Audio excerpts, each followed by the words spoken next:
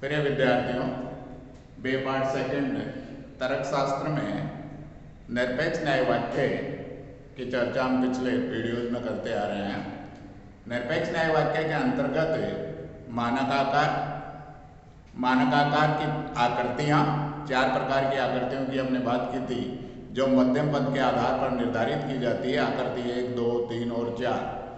अब जो है आकृतियों के बाद में हम मानक आकार की अवस्थाओं की बात करेंगे, आकारों की बात करेंगे। मानक आकार के 4 तर्क वाक्य हैं, ए, ई, आई और ओ। इन चारों तर्क वाक्यों के कितने मानक आकार हो सकते हैं, कितनी इनकी अवस्थाएं हो सकती है, एक आर्गुमेंट के अंतर्गत, जैसा कि हम आज देखते हैं कि आर्गुमेंट में कितने 3 वाक्य होते हैं। आर्गुमेंट में 2 आधार वाक्य होते हैं और एक निष्कर्ष होता है, और इन तीनों को एक साथ रखने को अवस्था के नाम से जाना जाता है। तो मानक आकार की अवस्थाएं कितनी होती है, उन अवस्थाओं के बारे में हम चर्चा करेंगे, आकारों के बारे में चर्चा करेंगे कि ए मानक आकार के ए आकार की अवस्थाएं कितनी हैं, ई की अवस्थाएं कितनी होगी, आई की कितनी होगी और ओ की कितनी होगी। सबसे पहले मानक आकार के ए तर्क वाक्य की चर्चा करेंगे, और ए तर्क वाक्य के अंतर्गत जो है कितने प्रकार के मानक अवस्थाएं बनती है या आकार बनते हैं, उसके संदर्भ में हम देखें कि सबसे पहली जो अवस्था बनती है ए। हमारे दोनों आधार वाक्य भी मानक आकार के तर्क वाक्य है और निष्कर्ष भी क्या है, ए तर्क वाक्य है।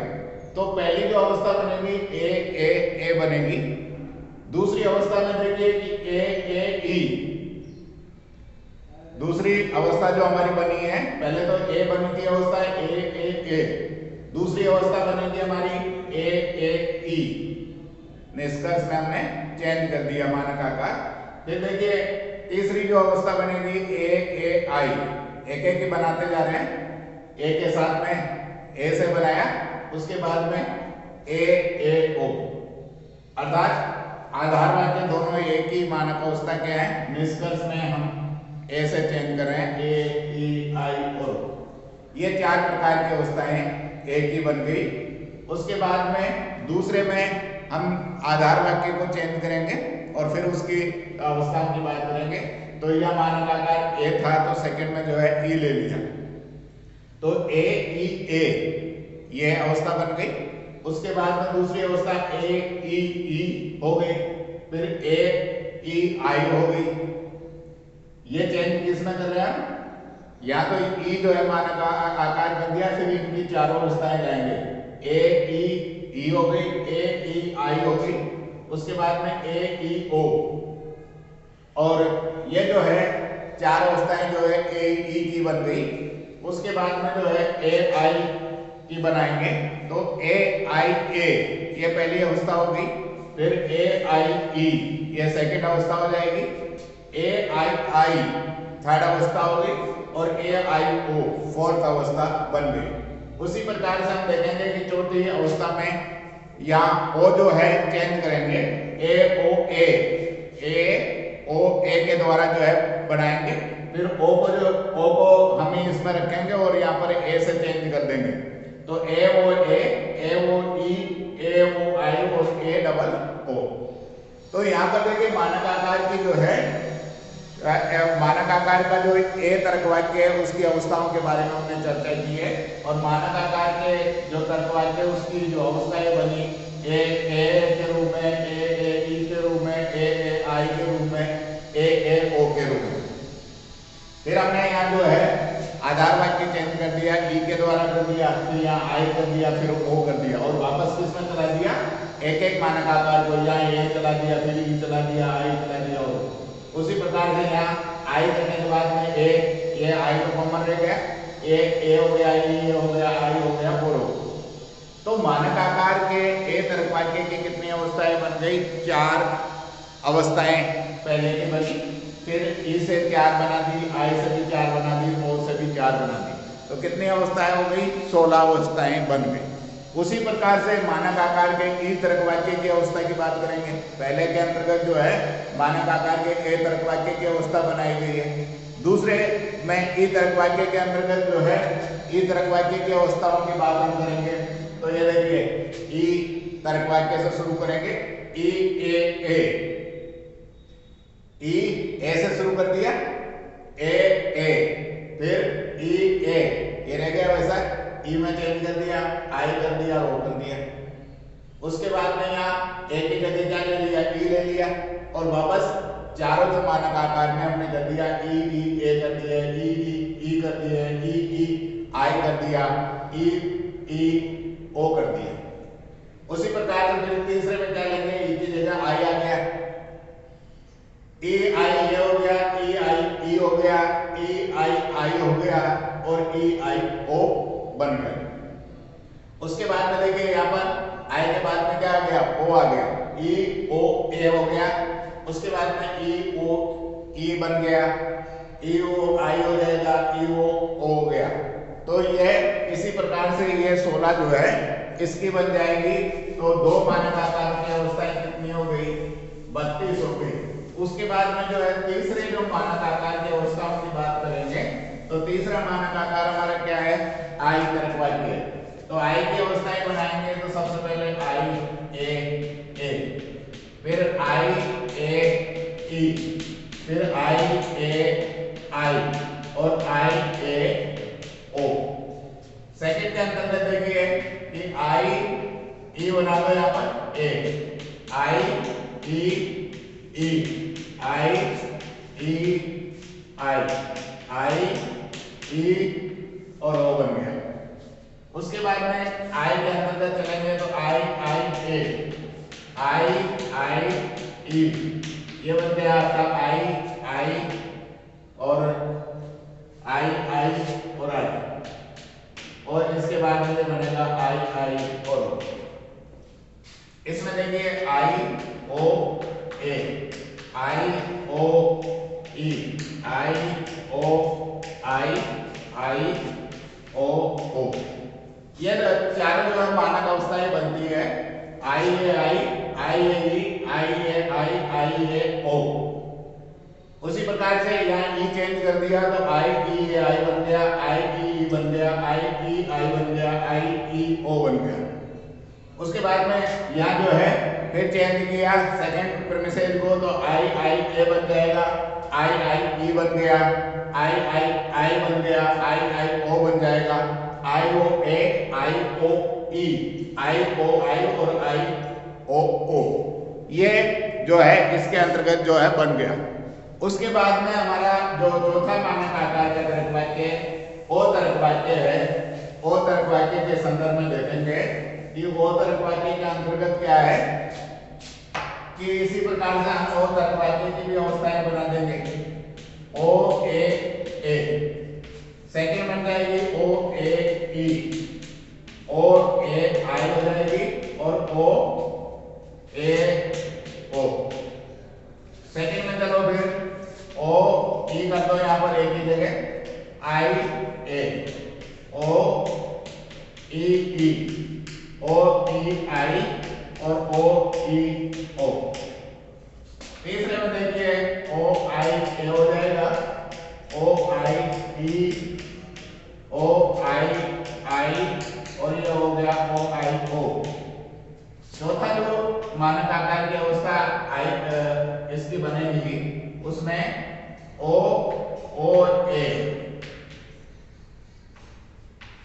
उसके बाद में ओ ई बन गई, ओ आई बन गई, ओ और ओ। ये देखिए इसकी अवस्थाएं जो हमने बनाई है, ओ ए बन गई, उसके बाद में ओ ए ई हो जाएगी, ओ ए आई हो जाएगी, ओ ए ओ, ये अवस्था बनी। फिर देखिए ओ ए ई, ओ ई ए बन गया ना, ये ए से शुरू किया था हमने, यहाँ पर ई से शुरू कर दिया, नीचे आई से कर देंगे, चौथा ओ से ले जाएंगे तो 4 बनेंगे। तो यहाँ वापस फिर क्या ले जाएंगे, ई तो कॉमन हो गया और ई कॉमन हो जाएगा, ये निष्कर्ष जो है बदलते रहेंगे, ओ ई ए हो जाएगा, ओ ई यू हो जाएगा, ओ ई आई, ओ ई ओ। इसी प्रकार से ओ तीसरा जो है ओ आई ए, ओ आई ई, ओ आई ओ, ये बन गया। इसके बाद में जो है ओ का जो अंतिम अवस्था है ओ ए के रूप में बनेगी, ओ ई है, उसके बाद में ओ आई, और अंतिम अवस्था जो है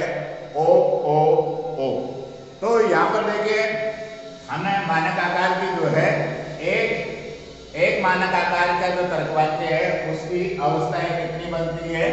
16 बनती है। जैसे ए की हमने 4 बनाई, फिर ई से 4 बना दी, आई से 4 बना दी और ओ से 4 बना दी। तो एक की कितनी बन गई? 4 × 4 इक्वल टू 16 और × 4 इक्वल टू 16 हो गई। तो 16 जो है एक की अवस्था बनती है। तो मानक आकार के कितने तर्क वाक्य हैं? 4 तर्क वाक्य हैं। तो 4 तर्क वाक्यों की कितनी बनेगी? 16 × 4 बराबर कितनी हो गई? 64। 16 की जो चारों की बनेगी तो 16 ए की बन गई, 16 ई की बन गई, 16 आई की हो गई, 16 कितने किसकी हो जाएगी? ओ की हो जाएगी। तो 16 जो है 4 बनने पर कितनी हो गई? 64 अवस्थाएं हो गई। अब 64 अवस्थाएं तो हमारी सीधी अवस्था के रूप में देखने को मिल रही है। इसके अतिरिक्त मैंने कहा था कि 4 अवस्थाएं, 4 जो हमारी आकृतियां होती है, आकृति जो है 4 होती है। चारों का निर्धारण किसके आधार पर होता है? मध्यम पद के आधार पर किया जाता है। तो मध्यम पद के आधार पर किया जाता है कि जैसा कि मध्यम पद सपोज कीजिए यह मध्यम पद है, इस स्थिति में तो आकृति है। मध्यम पद यदि दोनों इस साइड में है यह, तो आकृति हो गई कितनी? 4। दोनों मध्यम पद जो है यहाँ पर है तो आकृति 2 और दोनों मध्यम पद यह स्थिति में आ रहे तो आकृति 3 होती है। तो 4 आकृतियां हैं और हमारे जो ये प्रत्येक जो आकार है, जो प्रत्येक आकार है वो चारों अवस्थाओं से होगा। जैसे सपोज कीजिए कि ए ये जो है हमारी पहली अवस्था है, यह इसकी आकृति 1 भी होगी, 2 भी होगी, 3 भी होगी, 4 भी होगी। क्यों होगी? क्योंकि मध्यम पद जो है इसमें यहां भी हो सकता है, या मध्यम पद इसमें यहां भी हो सकता है, या दोनों बाद में भी हो सकते हैं, दोनों पहले भी हो सकते हैं, क्योंकि मध्यम पद चेंज होते रहते हैं। तो ऐसी स्थिति में एक ही जो हमारा है, जो मानक अवस्था है 1 है, वो ही कितनी? 4 आकृतियों में जाएगी तो 4 अवस्थाएं वो बन जाएगी। तो हमारे जो है ए के कितने थे? 16 थे। तो 16 की कितनी हो जाएगी? 1 की 64 हो जाएगी। 16 की कितनी हो गई? 64 अवस्थाएं हो गई एक की। तो हमारे जो है 64 है, हमारी जो है ए का जो है 64 बन गई। तो ई की भी 64 होगी, आई की भी 64 होगी, ओ की भी 64 होगी। तो यहाँ पर बचेगी 64 × 4, 64 × 4 बराबर कितने हो गए? 256, 256। तो ये जो अवस्थाएं हैं तर्क शास्त्र के अंतर्गत जो है 256 अवस्थाएं बनती है। कुल जो है 256 अवस्थाएं मानक आकार के तर्क वाक्य की, जो अब हम युक्ति के रूप में तर्क वाक्य को आर्गुमेंट को रखेंगे तो 256 अवस्थाएं, प्रत्येक जो है 256 अवस्थाएं टोटल जो अवस्थाएं बनेगी। जैसा कि हमने देखा था कि एक तर्क वाक्य की 16 बनती है और 4 तर्क वाक्यों की 64 बनती है, परंतु ये 64 जो है चारों आकृतियों से गुजरते हैं। 64 जो है चारों आकृतियों से इनकी अवस्थाएं बनेगी। तो 64 को 4 से मल्टीप्लाई करेंगे तो जो 256 अवस्थाएं बनेगी। अब देखिए 256 अवस्थाएं बनती है, इन 256 अवस्थाओं को हम जो है आर्गुमेंट की वैलिडिटी का मालूम करेंगे। ये 256 जो अवस्थाएं हैं, इन 256 अवस्थाओं की वैलिडिटी का मालूम करेंगे कि इन अवस्थाओं में कितने आर्गुमेंट हमारे वैलिड और कितने आर्गुमेंट इनवैलिड है। जो निर्माण आर्गुमेंट्स का निर्माण किया जाता है 256 जो है उनकी अवस्थाएं या आकार बनते हैं। 256 अवस्था में से तर्क शास्त्रियों के अनुसार ऐसा माना जाता है कि केवल जो है 15 आर्गुमेंट्स, केवल 15 आर्गुमेंट्स वैलिड है, बाकी सारे के सारे आर्गुमेंट क्या है? इनवैलिड आर्गुमेंट है। तो ये 15 आर्गुमेंट्स वैलिड कौन से हैं? इसके लिए हमें क्या करना पड़ेगा? 256 आर्गुमेंट की वैलिडिटी की जांच करनी पड़ेगी। 256 आर्गुमेंट की वैलिडिटी की जब जांच करेंगे उसके द्वारा ही हम तय करेंगे कि कौन सा आर्गुमेंट हमारा वैलिड होता है और कौन सा आर्गुमेंट इनवैलिड होता है। आर्गुमेंट की वैलिडिटी की जांच किस प्रकार से की जाएगी? तर्क शास्त्रियों ने आर्गुमेंट की वैलिडिटी के लिए जो है निश्चित मापदंड बनाए हैं। उन मापदंडों के आधार पर आर्गुमेंट की वैलिडिटी की हम जांच करेंगे। तो आर्गुमेंट की वैलिडिटी की जांच के लिए यहाँ मानक निरपेक्ष न्याय वाक्य में वेन आरेख की पद्धति के द्वारा, वेन डायग्राम जिसे हम कहते हैं, वेन आरेख की पद्धति के द्वारा जो है आर्गुमेंट की वैलिडिटी की बात हम करेंगे।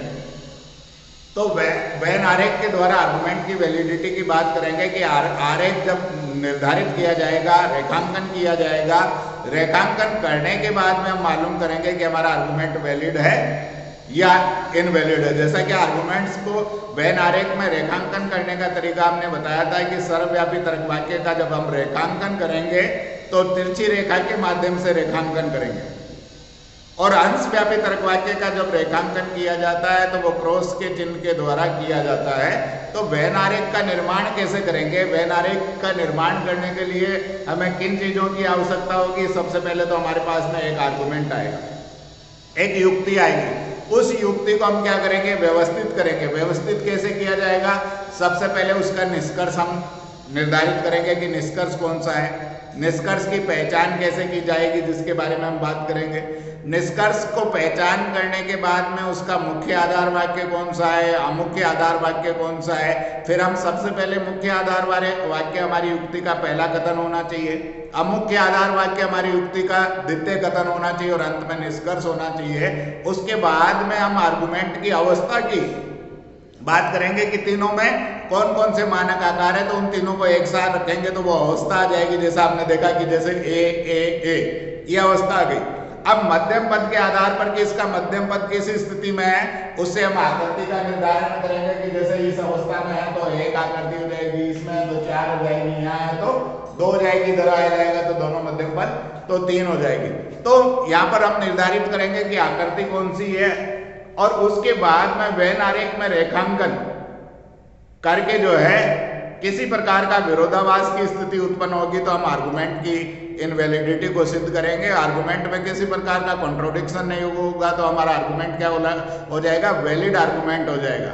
तो आर्गुमेंट की वैलिडिटी के लिए या वेन रेखा चित्र में आर्गुमेंट का रेखांकन किस प्रकार से किया जाएगा, इसके बारे में हम जो है नेक्स्ट वीडियो में आप लोगों को वेन आरेख में निरपेक्ष न्याय युक्ति का रेखांकन किस प्रकार से किया जाता है उसके बारे में चर्चा करेंगे। लेकिन उससे पहले आप लोगों को कुछ चीजों का ज्ञान होना जरूरी है कि मानक आकार, मानक अवस्थाएं और आकृति, इन तीनों के बारे में जानकारी होगी। उसके बाद में ही हम रेखांकन कर सकते हैं। रेखांकन के बाद में हम वैलिडिटी की बात करेंगे। तो आप लोग जो है वीडियो को ध्यान से देखें ताकि हम जो आर्गुमेंट की वैलिडिटी की बात करेंगे तो इन चीज़ों को आप समझोगे, तभी हम आर्गुमेंट की वैलिडिटी की या वेन डायग्राम में रेखांकन किस प्रकार से किया जा सकता है उसके बारे में बताएंगे। धन्यवाद।